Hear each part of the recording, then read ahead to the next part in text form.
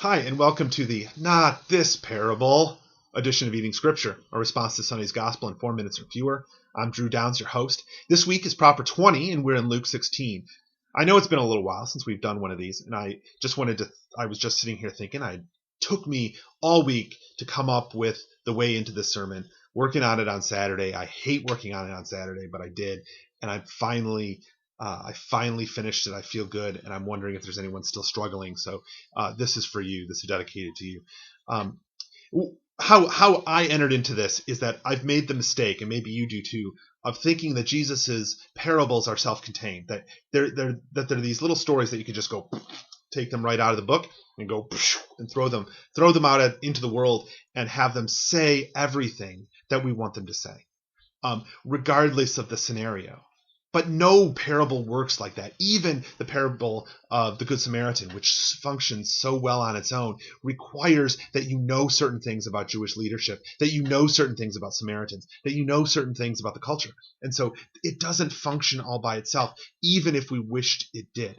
So this parable just happens to need its context more than a lot of other parables. And that could be why it's such a troublemaker for us. So here's the deal. We have this parable about this master and the manager is going to get canned, and so he goes and he forgives a bunch of debts. And then the master seems to say, "Oh, sweet, good work, buddy. I actually like what you've done. You've been shrewd." And we tend to think that maybe Jesus is saying something about being shrewd, about doing this, that maybe he's an anti-hero or something. I don't buy it.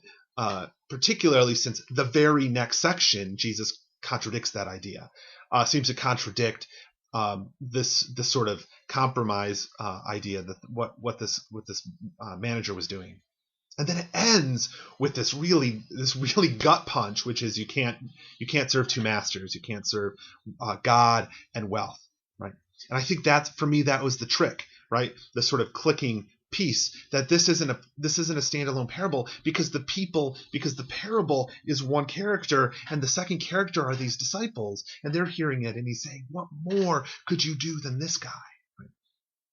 So it's primarily this economic parable. It's a subversive economic parable, and here's why.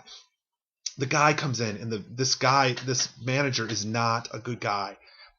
And he does this for selfish reasons, but what does he do? He reconciles people. He gets rid of their debt. He cancels it. He forgives it, right? He lets them pay half of what they're supposed to, 80% of what they were supposed to, but he just clears it. He gets them to pay a little bit. He gets a little bit back into the coffers.